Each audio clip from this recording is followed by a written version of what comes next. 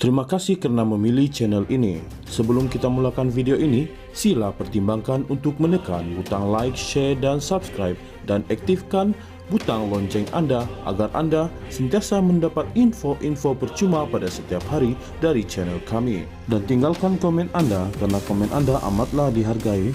Terima kasih.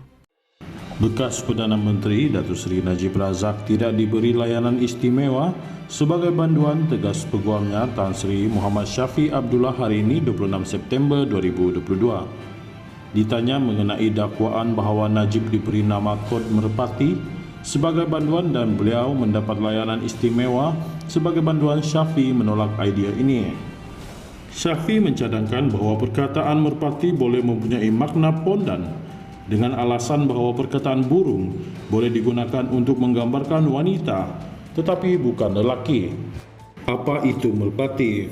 Mereka memelihara burung merpati di hospital. Merpati biasanya untuk pondan, burung. Bagaimana anda boleh mengatakan lelaki adalah burung? Maksud saya, terangkan dia burung yang bagus. Saya tidak akan mengatakan dia burung yang bagus. Anda boleh. Dia akan lari, katanya, menjawab soalan pemberita ketika ditemui di Kompleks Mahkamah Kuala Lumpur hari ini.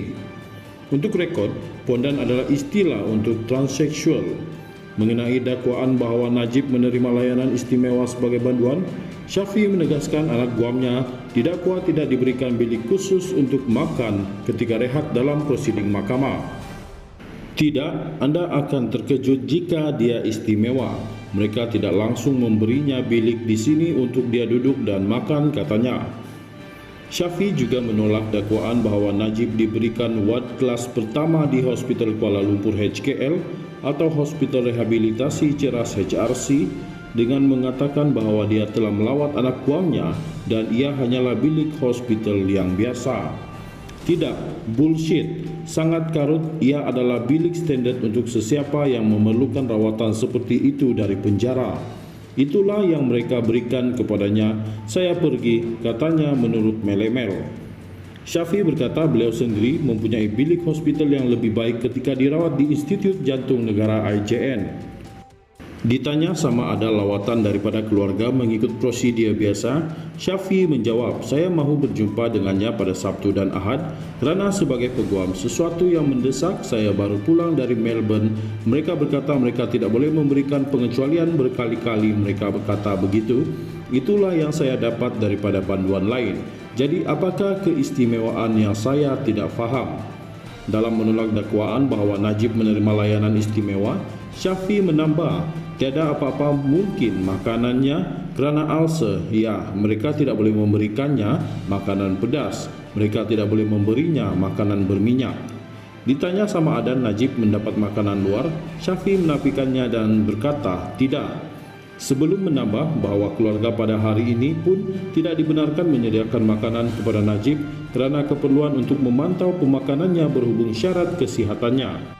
Ditanya mengapa Najib terpaksa dipindahkan dari HKL ke HRC sebelum ini, Shafie berkata Najib sudah pun menerima fisioterapi di HKL tetapi ia tidak mencukupi. Shafie tidak pasti mengapa Najib terpaksa dipindahkan ke HRC kerana dia tidak mengetahui secara terperinci mengenai perkara itu. Dia mempunyai perkara tertentu yang saya sendiri pun tidak tahu secara terperinci.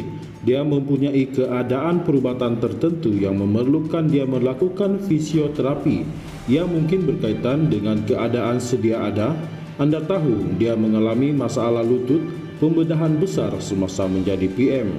Walaupun tekanan darah Najib sebelum ini menurun, Shafie berkata ia masih belum kembali ke julat normalnya iaitu 110 hingga 120 berbanding 70 hingga 80 dan tekanan darah anak guamnya hari ini ialah 136 di bawah 87. Shafie berkata Najib juga telah kehilangan berat badan dan masalah ulcer perut serta lututnya masih ada.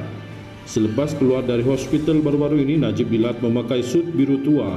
dengan tali leher ungu gelap ketika berjalan ke dalam bilik mahkamah dan duduk di kandang tertuduh hari ini untuk perbicaraan berhubung dakwaan penyelewengan Rm2.28 bilion dana One Malaysia Development Berhad 1MDB.